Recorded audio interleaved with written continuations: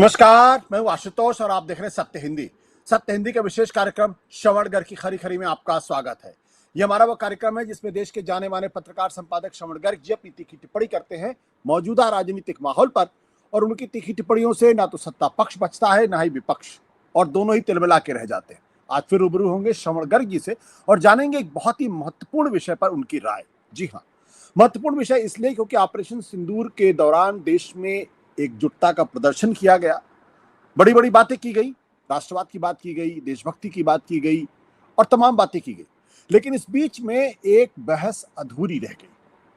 वो बहस अधूरी इसलिए रह गई कि आखिर भारत के विदेश मंत्रालय की उपलब्धि क्या है, और क्या ऑपरेशन सिंदूर के बाद अगर हम चारों तरफ देखें तो क्या वाकई में भारत को ओवरवेलमिंग सपोर्ट मिला है, समर्थन मिला है। आखिर क्यों अमेरिका के राष्ट्रपति डोनाल्ड ट्रंप एक बार नहीं, दो बार नहीं, बल्कि 7 बार वो भारत को और पूरी दुनिया को जताने की कोशिश कर रहे हैं कि भारत ने जो कुछ सीज फायर पाकिस्तान के साथ किया, या पाकिस्तान ने भारत के साथ जो सीज फायर किया है, वो दरअसल उनके दबाव में किया गया है। और क्यों भारत के विदेश मंत्री ये कहते पाए गए यूरोपियन यूनियन के लोगों को कि हमें उपदेशकों की नहीं बल्कि हमें पार्टनर्स की जरूरत है। बांग्लादेश के अंदर एक ऐसी सरकार क्यों आ गई जो दरअसल इस वक्त भारत विरोधी गतिविधियों में लगी हुई या लगती हुई दिखाई पड़ती है। तो बहुत सारे ऐसे सवाल हैं। चीन से हमारे रिश्ते पहले से ही खराब है। ऐसे में प्रश्न उठता है कि क्या भारत को इस बारे में सोचना चाहिए कि उसके विदेश मंत्रालय की भूमिका क्या रही, और क्या भारत को एक नए विदेश मंत्री की जरूरत है। श्रवण जी इस वक्त हमारे साथ हैं। सर, आपका बहुत बहुत स्वागत है। देखिए, हमारी बहस का विषय ये है कि ऑपरेशन सिंदूर में हमारी सेनाओं ने अभूतपूर्व काम किया, एग्जाम्पलरी जिसको कहते हैं, और वो उसकी दुनिया भर में सराहना भी हो रही है। देश को भी गर्व है। हमको जिस बात से निराशा है वो ये कि क्या डिप्लोमेटिक फ्रंट पर दुनिया के देशों की बिरादरी में हम उतने ही कमजोर दिखाई पड़े जितने कि हम लड़ाई के मोर्चे पर सफल और बहादुर साबित हुए। क्या हम विदेश नीति के मामले में, विदेश संबंधों के मामले में, विदेशी मामलों के मामले में हमारा जो नेतृत्व था जयशंकर जी के हाथों में, क्या उसने सफलता हासिल की? मैं उन चीजों को ध्यान में लाना चाहता हूं जो अब इस तरफ ले जा रही है कि क्या हमको एक पॉलिटिकली सीजन्ड फॉरेन मिनिस्टर की जरूरत है क्या? अभी हमने जो हमारे पास हैं वो ब्यूरोक्रेट हैं, ब्यूरोक्रेटिकली सीजन्ड, जिसको हम एक फॉरेन मिनिस्टर मानते हैं, जो कई बड़े देशों में हमारे राजदूत रहे हैं और उनको बड़ा एक्सपोजर है इस मामले में। मैं इसलिए कह रहा हूं कि पहलगाम के बाद पहला मेजर असाइनमेंट था जो फॉरेन मिनिस्टर के तौर पर श्री जयशंकर जी ने फेस किया। आप पूछ सकते हैं कि मैं ऐसा क्यों कह रहा हूं। जयशंकर जी 2019 के बाद से हमारे फॉरेन मिनिस्टर हैं और 2019 तक सुषमा स्वराज जी हमारी फॉरेन मिनिस्टर थी, और सुषमा जी के ज़माने में हमने सफल सर्जिकल स्ट्राइक की और पुलवामा का बालाकोट एपिसोड हुआ। हम लोगों ने कभी उस तरफ देखा नहीं। पुलवामा के फॉलोइंग पुलवामा जो बालाकोट हुआ, हम लोगों ने पीछे मुड़ के देखा नहीं कि उस समय हमारे विदेशी संबंध कैसे थे, दुनिया ने हमें कितनी मदद की थी, क्या हम उसी तरह के आइसोलेशन में थे वर्ल्ड कम्युनिटी में जिस तरह का आइसोलेशन हो रहा है? तो जो दिख रहा है वो ये दिख रहा है कि जो डेवलपमेंट हो रहे हैं कि फॉरेन मिनिस्ट्री के फ्रंट पर हम लगभग सफल नहीं रहे या लगभग असफल रहे। इसमें 3-4 चीजें जो मेरे दिमाग में आती हैं, मैं वो रखना चाहता हूं। आईएमएफ का जो लोन सैंक्शन हुआ पाकिस्तान को 9 मई की बैठक में, 25 देश जो मेंबर कंट्रीज थे उसमें से किसी ने भी हमारा साथ नहीं दिया। हम ये एक अलग मुद्दा बहस का चल ही रहा है कि हमने उसमें विरोध नहीं किया, हम उसमें एब्सेंट रहे। और पुराने प्रेसिडेंट्स हैं कि जिसमें हमने रहते हुए विरोध किया है, कई ऐसे उदाहरण गिनाए जा रहे हैं। क्या कारण है कि इतना बड़ा आईएमएफ का लोन युद्ध के समय पाकिस्तान को सैंक्शन हो गया और हम लोगों के साथ कोई मुल्क आईएमएफ की मीटिंग में खड़ा नहीं दिखा? 25 सदस्य हैं उसमें कंट्री में। दूसरा पॉइंट मेरे ये दिमाग में आया कि पिछले 11 सालों के दौरान मोदी जी ने कोई 72 देशों की यात्रा की और उसमें वो 129 बार की है। 129 बार का मतलब है कि जैसे अमेरिका वो 10 बार गए, रूस शायद 6-7 बार गए होंगे। तो इस तरह 129 बार वो 72 देशों की यात्रा पर गए। 72 देशों की, 72। हमको ये समझना चाहिए कि कितने देश हमने 11 साल में कल्टीवेट क्यों नहीं कर पाए कि हम इस क्राइसिस में हमारे साथ सामने से, फ्रंट से खड़े हो सकें। नॉट ए सिंगल कंट्री जो बोल्डली खड़ा हुआ हो। अमेरिका, जिसको हम बहुत नजदीक का मानते थे, इसके लिए हमने कैंपेन किया चुनाव में ट्रंप के लिए। दूसरा एक बड़ा मुद्दा ये है आशुतोष जी कि क्या हमने वो हासिल कर लिया जो हमने सेट आउट किया था कि हम जो इंफ्रास्ट्रक्चर है आतंकियों का, उनको पूरी तरह से समाप्त कर देंगे? क्या वो हो गया क्या? तो आप कह रहे हैं कि हमने 100 आतंकियों को मार दिया और उनके जो ग्लोबल हेडक्वार्टर्स से भावलपुर में, मुरदिका में और तमाम जगह समाप्त कर दिए।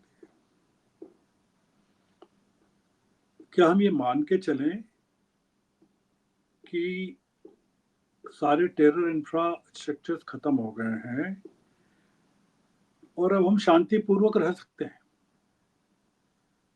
कोई अब हम पर टेरर अटैक नहीं होगा? और अगर ऐसा है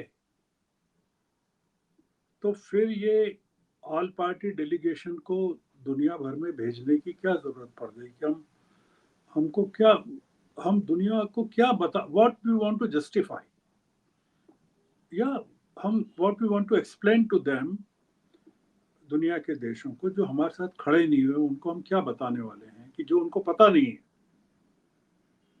मैं उस मुद्दे पर नहीं जा रहा हूँ कि ऑल पार्टी डेलीगेशन में कांग्रेस ने जो नाम सुझाए थे उनको नहीं लिया गया, और एक जिसको मैंने नाम दिया ऑपरेशन थरूर किया बीजेपी ने कांग्रेस के ऊपर, ऑपरेशन सिंदूर के बाद ऑपरेशन थरूर, मैं उसमें नहीं जा रहा। तो ये एक ऑल पार्टी, तो क्या हमारा फॉरेन मिनिस्टर फॉरेन मिनिस्ट्री, हमारे विदेशी दूतावास, मिशंस असफल रहे। वहाँ की हमारी वहाँ जहाँ वो स्टेशन है उन हुकूमतों को कन्विंस करवाने में कि हम हम कितने सही हैं और पाकिस्तान कितना गलत है। और ये जो हमारा हम जो दुनिया की बिरादरी में आइसोलेशन में चले गए, उसको कहीं कम करेगा, कमजोर करेगा कि नहीं, हम we are part of the world community और हमारी बात सुनी जाएगी। एक जो बात जो अब समझ में नहीं आ रही है कि वो ये कि एक तालिबान की रिजीम जिसको हम कंडेम कर चुके हैं, जिनके साथ हमारे कोई संबंध नहीं थे, उसके साथ हमने डायलॉग इस्टेब्लिश कर लिया पहली बार अफगानिस्तान में तालिबान की हुकूमत के आने के बाद। तो इसका क्या कारण हम मानना चाहिए? तालिबान को की जो छवि है दुनिया के मन में या हमारे मन में, जिस तरह की हुकूमत वहाँ है, डेमोक्रेसी नहीं है, तो क्या उसके क्या इंटरप्रिटेशंस हो सकते हैं? क्या ये हो सकता है कि तालिबान की जो हुकूमत है अफगानिस्तान में, उसके पाकिस्तान के साथ बहुत ही स्ट्रेंड रिलेशनशिप है और उनके आपस में तनाव चलता रहता है, तालिबान के हमले चलते रहते हैं, कि हम तालिबान से संबंध के जरिए पाकिस्तान को अफगानिस्तान की सीमा पर एंगेज करना चाहते हैं, या तालिबान को पाकिस्तान पर प्रेशर बनवाना चाहते हैं बॉर्डर पर, उसकी जो बॉर्डर है उस पर, या बलूचिस्तान को लेकर, या आप अपने देश के नागरिकों को कैसे जस्टिफाई करेंगे कि आपको ऑल ऑफ ए सडन इतने सालों बाद अमेरिका के वहां से विड्रॉल के बाद आपको जिस तरह से वहां से लोगों को भगाया गया, निकाला गया, हमारे भी कई लोग निकाले गए अफगानिस्तान से आए निकल के, परसिक्यूशन हुआ, हमको तालिबान की क्यों जरूरत पड़ना चाहिए? क्या, how do you explain this thing to your own people? और ये जो सीज फायर है वो मोटे तौर पर जो समझा जा रहा है वो दो सरकारों के बीच में है। तो क्या ये जो पाकिस्तान के जो टेररिस्ट हैं वो क्या इस सीज फायर को ऑनर करेंगे? क्या वो मानते हैं क्या सीज फायर को? और अगर कोई पहलगाम जैसा अनदर इंसिडेंट हो जाता है, घटना हो जाती है, तो हमारे पास क्या जवाब है? जी क्या एक्सप्लेन करेंगे? मैं इसलिए कह रहा हूं कि उमर अब्दुल्ला ने ये डिस्क्लोज किया है रिपोर्टेडली, जो मैंने शायद पढ़ा है, कि वहाँ का जो लोग, वहाँ का भी इंटरनल इन्वॉल्वमेंट भी था पहलगाम के अटैक में। There were people from within involve in the terror attack. एक आखिरी पॉइंट ये है कि हमने हमारी फॉरेन पॉलिसी के दूसरे मुद्दे अलग है हमारे। ये एक अलग मुद्दा है कि ट्रंप के साथ हमारे, अमेरिका के साथ रिलेशन इतने खराब कैसे हो गए? क्या हमने एग्जामिन करने की कोशिश की कि हमारे सीज फायर को लेकर ट्रंप क्रेडिट कर रहे हैं, ले रहे हैं, वो ये कह रहे हैं कि ट्रेड को लेकर उन्होंने धमकी दी, वो कह रहे हैं न्यूक्लियर थ्रेशोल्ड, न्यूक्लियर वॉर के थ्रेशोल्ड पर पहुंच गया था पूरा टेंशन, तो उनको रुकवाया। हम कहाँ खड़े हैं इस पूरी क्राइसिस में? मैं आखिरी बात ये कहना चाहता हूँ आशुतोष जी कि मैं क्यों ये कह रहा हूँ कि एक पॉलिटिकली सीजन्ड आदमी की क्यों ज़रूरत पड़ सकती है या होना चाहिए। मैंने कहा कि सुषमा स्वराज थी 2019 तक, और ये पहला एपिसोड था जो इनको हैंडल करना पड़ा। अब जैसे 1998 से 2004 तक जसवंत सिंह थे हमारे फॉरेन मिनिस्टर। उस समय कारगिल हुआ, कंधार हुआ, पार्लियामेंट पर अटैक हुआ। We came out safely and respectfully and honorably. सरदार स्वर्ण सिंह थे बांग्लादेश की लड़ाई के समय। सर यशवंत सिन्हा भी थे बीच में। हाँ, यशवंत सिन्हा भी थे। मैं मेजर कॉन्फ्लिक्ट्स के दौरान की बात कर रहा हूँ। जी। जब कॉन्फ्लिक्ट्स के टाइम का मैं कह रहा हूँ कि सरदार स्वर्ण सिंह थे बांग्लादेश के टाइम में, या पाकिस्तान के साथ लड़ाई हुई 65 की, तब भी वो थे, सरदार स्वर्ण सिंह थे। और हमारे यहाँ जो ल्यूमिनरीज फॉरेन मिनिस्टर हुए हैं उसमें नेहरू रहे 14 साल तक, शास्त्री जी खुद रहे हैं, इंदिरा गांधी रही हैं, यशवंतराव चौहान रहे हैं, अटल बिहारी वाजपेयी रहे हैं, पीवी नरसिंह राव 2 बार रहे हैं, राजीव गांधी और वीपी सिंह रहे हैं, आई.के. गुजराल रहे हैं, चंद्रशेखर रहे हैं, मनमोहन सिंह रहे हैं, प्रणब मुखर्जी रहे हैं। ये फॉरेन मिनिस्टर रहे हैं। और आपने यशवंत सिन्हा का नाम लिया। When you compare these stalwarts as foreign ministers or during crisis period India faced, हमको लगता है कि एक जो politically seasoned आदमी होगा वो उसकी सेंसिटिविटी शायद अलग हो सकती है। और इसलिए भी अब जरूरत है कि आपने 2019 से आप हैं, आप पहला मेजर असाइनमेंट आपको मिला, तो आज की चर्चा हम इसी नोट पर वी एंड दिस टॉक। ठीक है, thank you sir.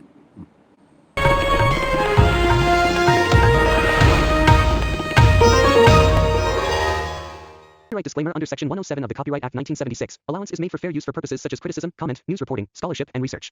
Fair use is a use permitted by copyright statute that might otherwise be infringing.